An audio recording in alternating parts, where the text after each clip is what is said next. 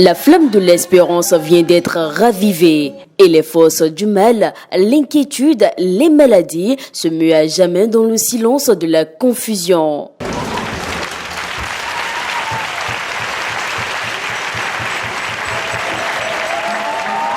À Maria Tokpa, ce dimanche 16 février 2025, au 65e pèlerinage sanctuaire diocésain, c'est la renaissance et le raffermissement d'une foi nouvelle. C'est là, à même de soulever les montagnes, c'est là qui régénère et guérit.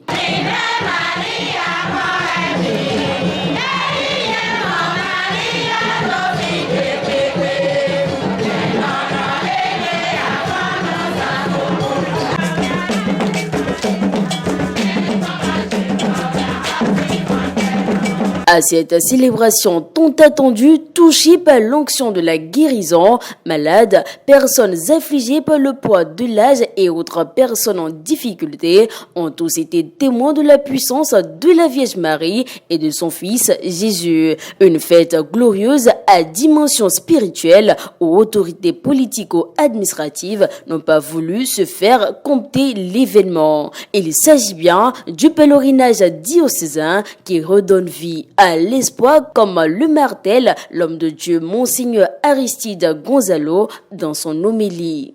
Chers frères et sœurs éprouvés par la maladie ou le poids de l'âge, fils et filles bien-aimés de Dieu, nous voici rassemblés au pied de notre mère, Notre-Dame de Lagune, Maria Tokpa, pour rendre grâce au Seigneur. Oui, comme le dit l'évangéliste Saint Jean, nous avons reçu grâce sur grâce. Et c'est bien là le motif de notre présence massive ce matin. Que la puissante intercession de Notre-Dame de Lagune nous réconforte au cœur de cette 65e édition du pèlerinage annuel diocésain. Que Marie intercède pour nous afin que nous puissions repartir d'ici, non pas comme nous sommes venus, mais transformés par les nombreuses grâces qui pleuvent et se répandront sur nous aujourd'hui et chaque jour de notre vie. Amen. C'est bien là notre espérance. Je ne sais comment qualifier cette bénédiction que j'ai reçue au cours de cette Eucharistie. La Vierge Marie a touché beaucoup de gens. Comme l'a dit le Père évêque, nous ne rentrons pas comme nous sommes venus ici. On est en train de rentrer à la maison avec tant de grâce, ferveur du Seigneur. Dieu nous accompagne et la Vierge Marie est avec nous et elle nous suivra toujours dans tous nos instants. Je suis dans la joie, je suis très contente. Il y a des grâces sur des grâces. Maman Marie nous comble de beaucoup de grâces. Aujourd'hui, avec une foule immense qui sont venus au pied de la Vierge Marie pour lui dire merci pour les grâces reçues d'elle, à travers elle par son Fils. Vraiment, c'est un sentiment de joie et un sentiment de reconnaissance. J'y crois avec foi qu'à travers la Vierge Marie, Jésus touche tous les malades.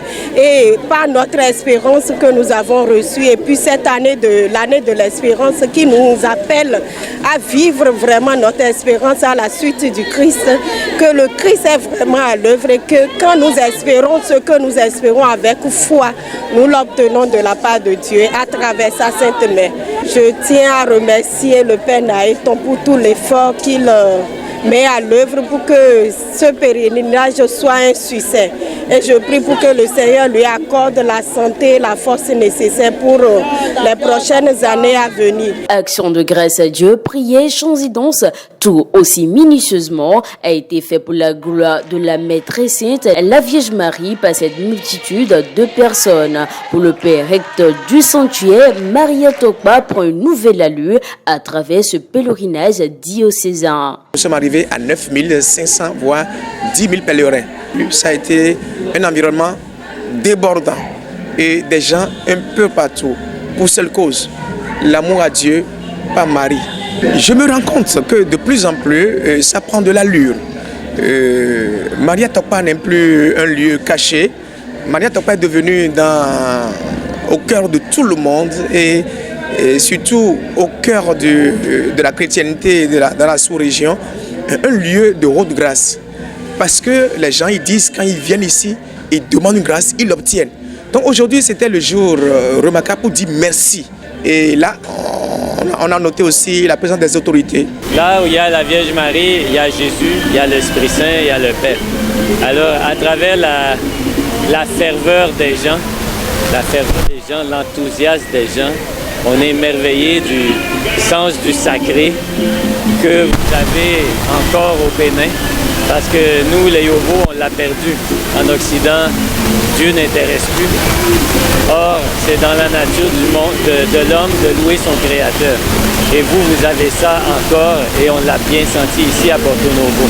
Des projets en cours pour redorer l'image de ce sanctuaire, il y en a plusieurs. À ce sujet, le père recteur André Neyton nous en parle sans langue de bois. Au niveau du site même, et je souhaite qu'on continue à l'embellir, à le rendre beau et accueillant et favorable à la prière. Cette fois-ci, nous avons pu doter le sanctuaire de ce grand joyau qui est le grand podium, qui est vraiment un lieu notoire, splendide. Nous avons célébré l'Eucharistie. Donc le projet est que nous continuions à l'aménager. Ce 65e pèlerinage aussitôt terminé, les regards sont maintenant tournés vers la 66e édition.